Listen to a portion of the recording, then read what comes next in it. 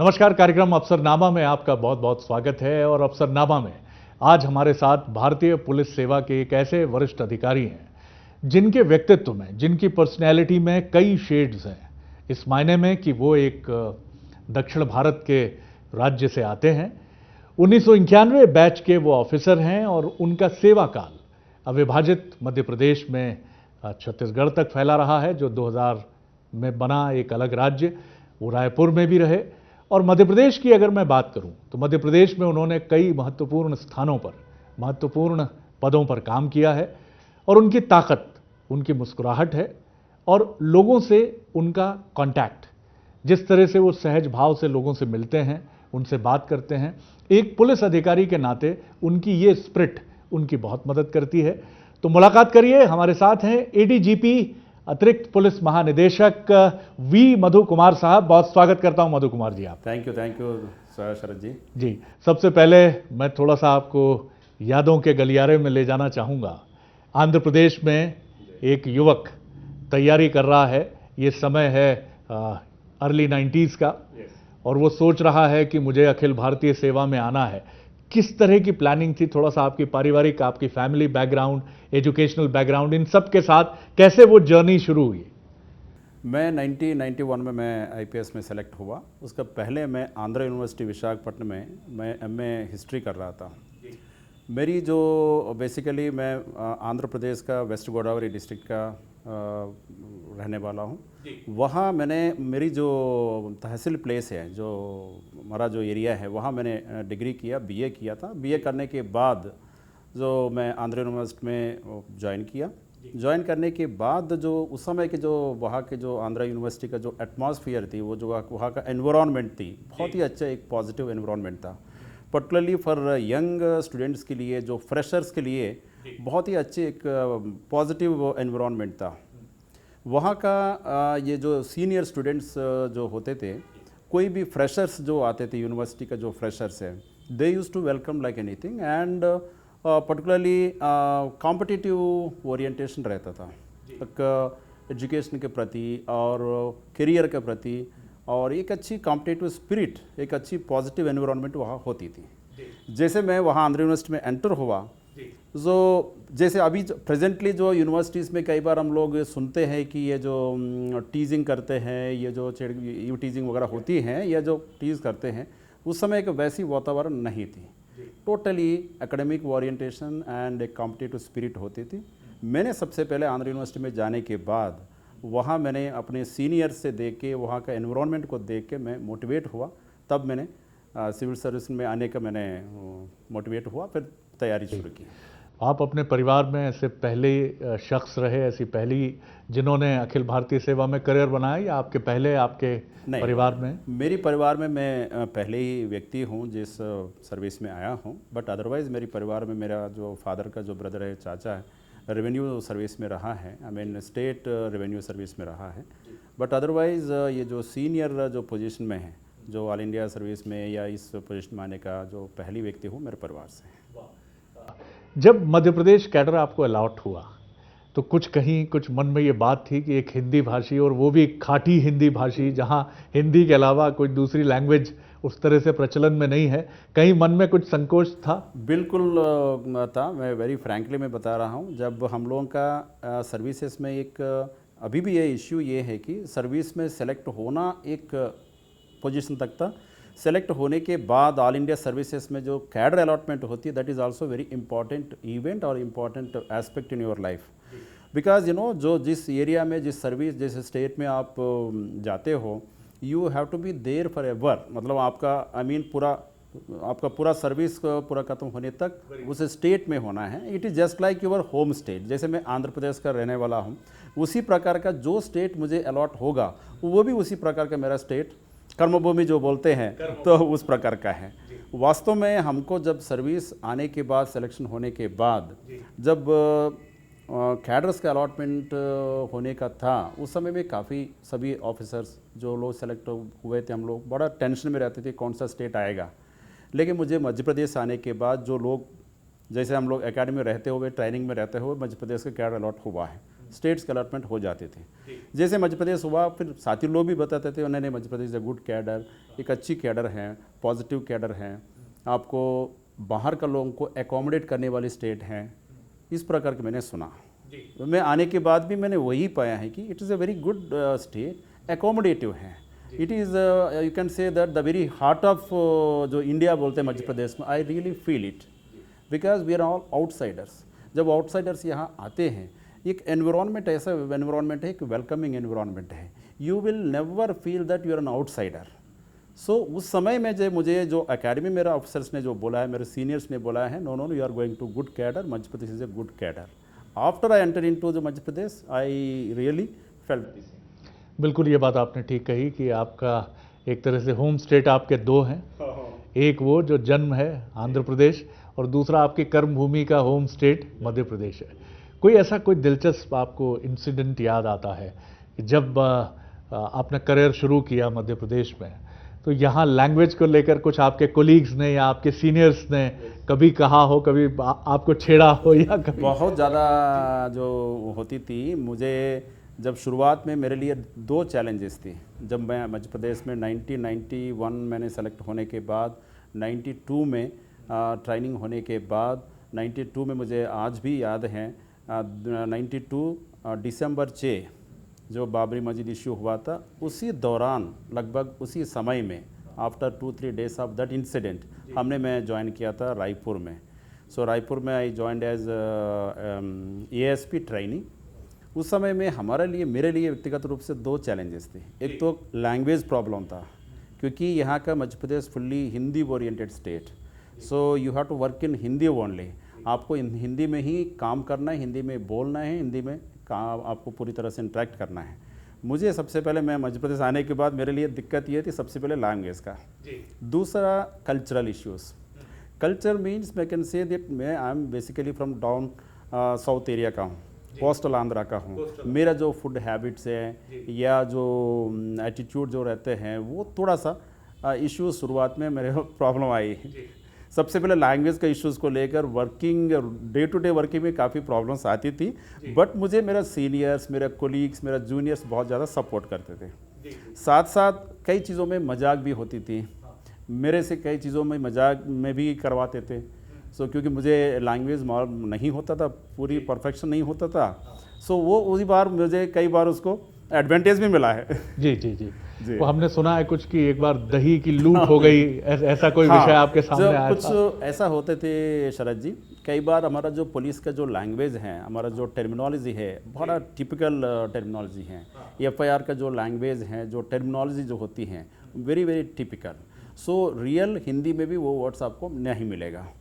सो एक बार मैं जो वहाँ शुरुआत में मैं ASP था, फिर बाद में CSP के बाद एडिशनल SP में रायपुर में था, दैट वाज 95। सो मेरे SP थे श्री सरबजीत सिंह साहब। जब मैं एडिशनल SP सिटी था, सो कहीं भी कोई भी घटना होने पर जो एडिशनल SP सिटी को सूचना आती थी, मुझे ये सूचना मिली दही लूट हो गए। दही लूट, आई थिंक आज का मैं समझ सकता हूँ, उस समय मेरे को लूट समझ रहा था, दही का मुझे समझ में नहीं आ रहा, लूट हुआ है। सो मुझे ये बताया गया है कि दही लूट हो गए। सो दही लूट शांति से हो गए, ऐसा कुछ उन्होंने कहा होगा, लेकिन मुझे दही लूट का मैंने फोकस किया। सो लूट हो गए। सो मैंने पूरी तरह से मेरे वायरलेस में चिल्लाया, सभी अधिकारी को अलर्ट किया। सो मैं तो उसके बाद यहाँ भेज दो, वहाँ भेज दो, समझ नहीं पा रहे। आया माइक 2 बोलते थे, माइक 2 सिटी बोलते थे उस समय में। सो मेरी जो कंट्रोल को कॉल करके सबको मैं अलर्ट कर रहा था, तो यहाँ चेकिंग पॉइंट लगाइए, वहाँ लगाइए, उसको तत्काल पकड़ो। देन आफ्टर दैट मेरी जो सिस्टम होती थी हमारा, अभी भी है रिपोर्टिंग सिस्टम। फिर हमारा DGP साहब, मेरा जो SP साहब को मैंने रिपोर्ट किया, सर ऐसी ऐसी घटना हो गई, मैं स्पॉट में जा रहा हूँ, बड़ा सीरियसली। सो उन्होंने समझ लिया होगा, लेकिन मेरे से मजा लेने के लिए, कैसे हो गए लूट हो गए, दही लूट हो गए, कैसे हो गए, इतनी फोर्स लगाने के बाद भी? जाइए आप जाके चेक करो। बहुत ही दिलचस्प बात है। और ये जन्माष्टमी में जो दही हांडी, जन्माष्टमी में जो होती थी, दही हांडी लिटरल शब्द में लिया है, लूट कर लिया था। I thought some crime occurred. So मैंने उसको स्पॉट में गया था, फिर मैंने रिपोर्ट बैक भी किया था। फिर बाद में मेरा SP साहब ने मुझे समझाया, भाई ये दही लूट ये है, ये फेस्टिवल पार्ट ऑफ फेस्टिवल है, ये दही लूट मतलब ये है, जन्माष्टमी वाला इश्यू है। तो there are many such occasions.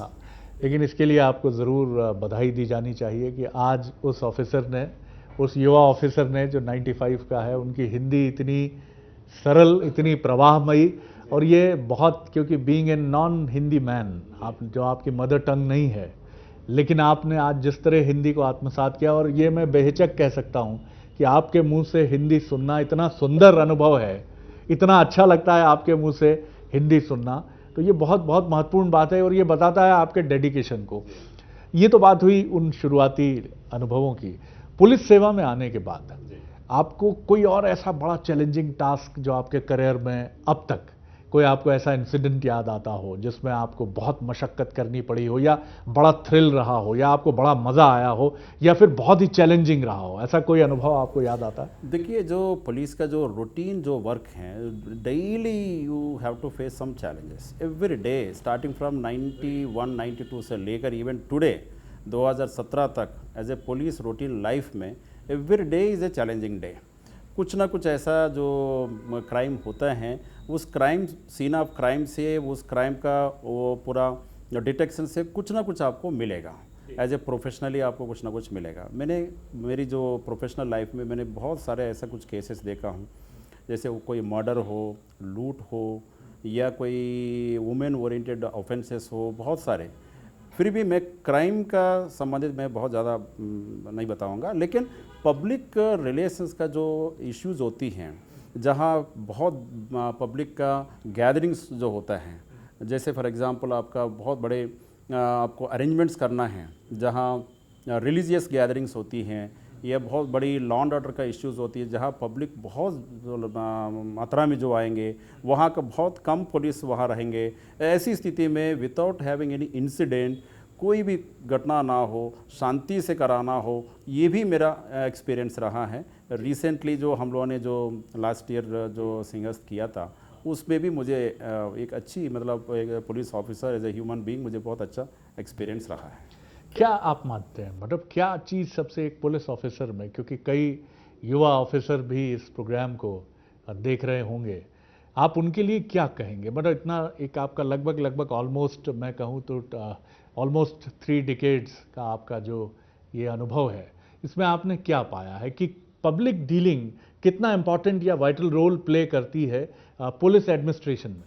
देखिए, पुलिस ऑफिसर के लिए जो बेसिक जो कैरेक्टर्स जो होती हैं होना चाहिए as per rule regulations, as per law.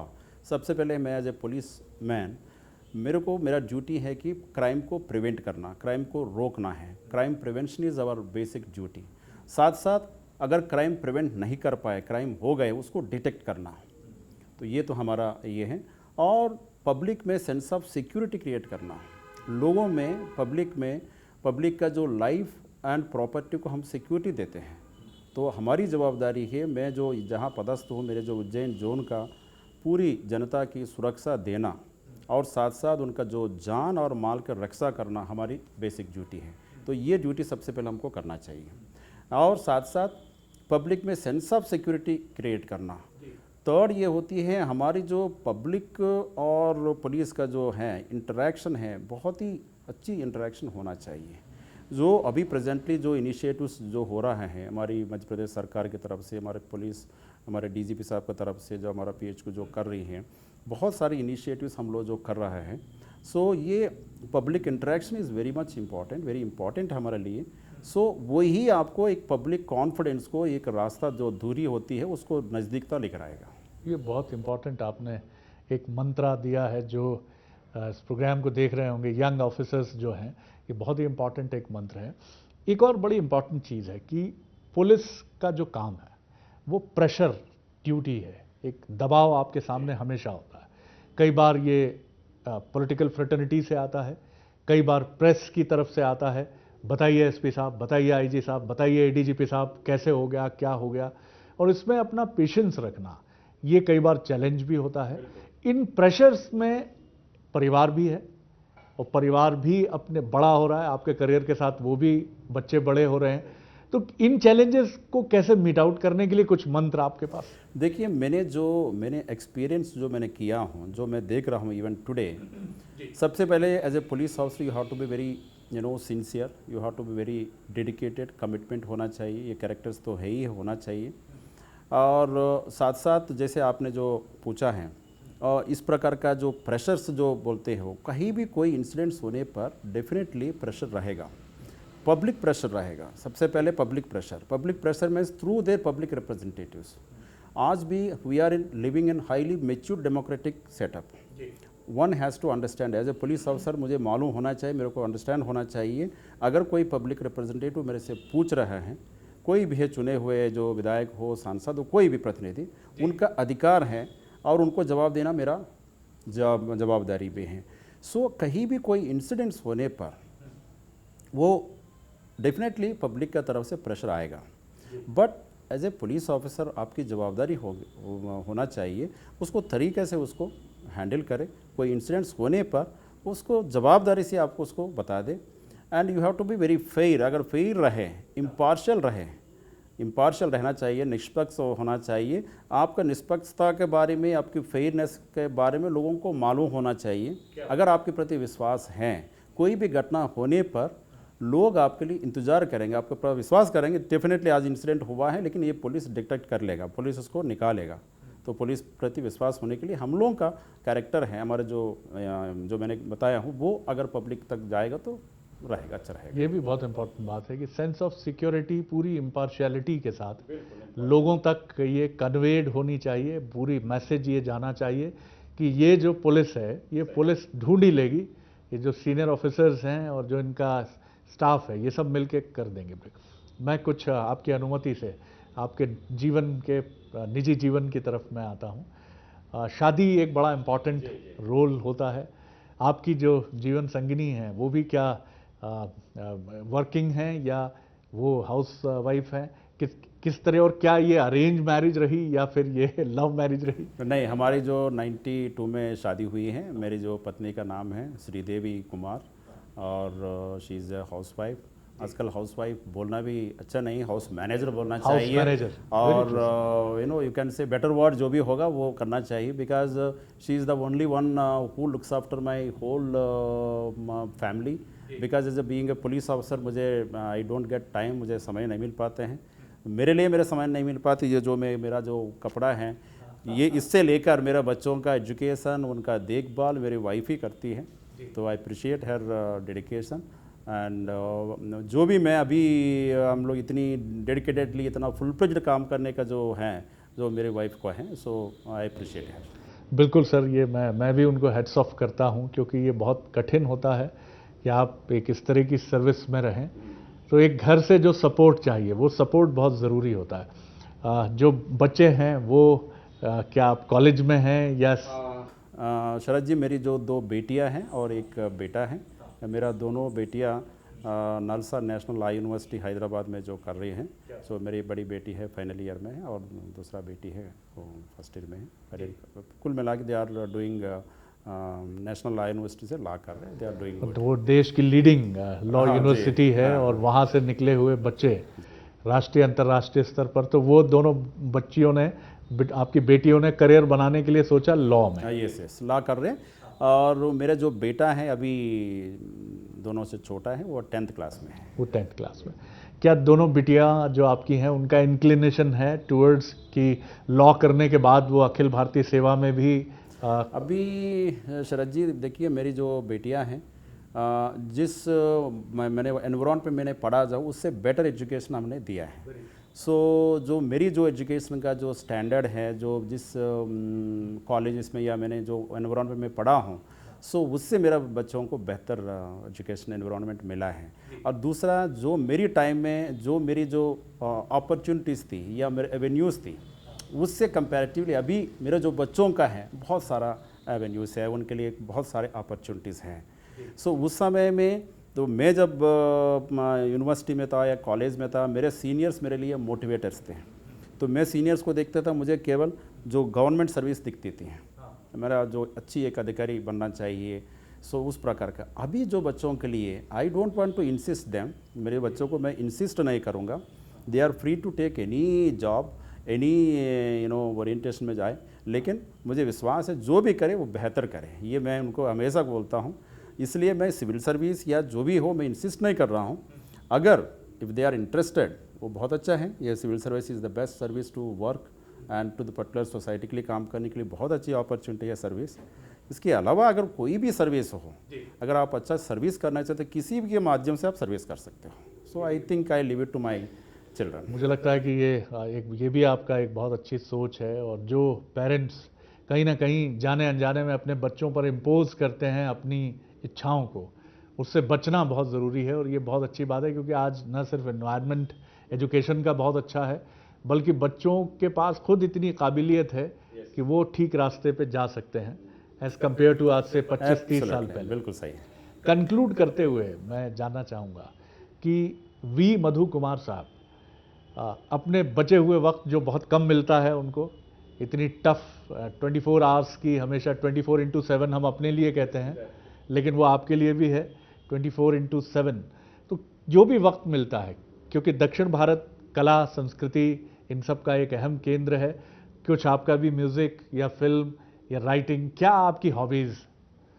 शरद जी, मेरे जो हॉबीज़ ये हैं, सबसे पहले जो मेरा जो मेन जो वर्क में भी मैं बहुत अच्छा एंजॉय करता हूँ, क्योंकि मैं काम करने के बाद कभी टाइम मिलते हैं ऐसा नहीं, शाम को कभी टाइम मिला हो, सैटरडे संडेस है, so we prefer to go to movies. मैं तो बहुत मूवीज़ का बहुत मैं फ़ैन रहा हूँ। मेरा बड़ा एक तरीके से I am fond of movies and particularly south Indians का जो आपने देखा होगा, बहुत लोगों से आप इंटरेक्ट करते हो, साउथ इंडियंस का बहुत अच्छा एक मूवीज़ के प्रति बहुत रुचि रहती है। सो हम लोग, मैं, मेरी वाइफ और मेरे बच्चे जब भी मौका मिले तो हर मूवी हम लोग ऑलमोस्ट देखते हैं।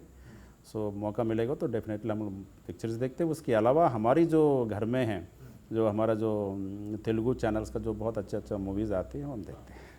तो आपके, मुझे लगता है आपका अपना जो होम थिएटर होगा, वहाँ भी मूवीज़ का, खासतौर से दक्षिण भारत की उत्कृष्ट फिल्मों का बहुत ही बेजोड़ और लाजवाब संग्रह होगा आपके जी पास। जी। और कभी छुट्टी में जाना हो तो कभी वंस इन ईयर जा पाते हैं, तब ज़रूर बाहर जाते, घूमने के लिए जाते हैं, किस कहीं एरिया में जाते हैं। बट अदरवाइज़ हम लोग वीकेंड्स में कभी मौका मिलेगा तो we prefer to go to movies.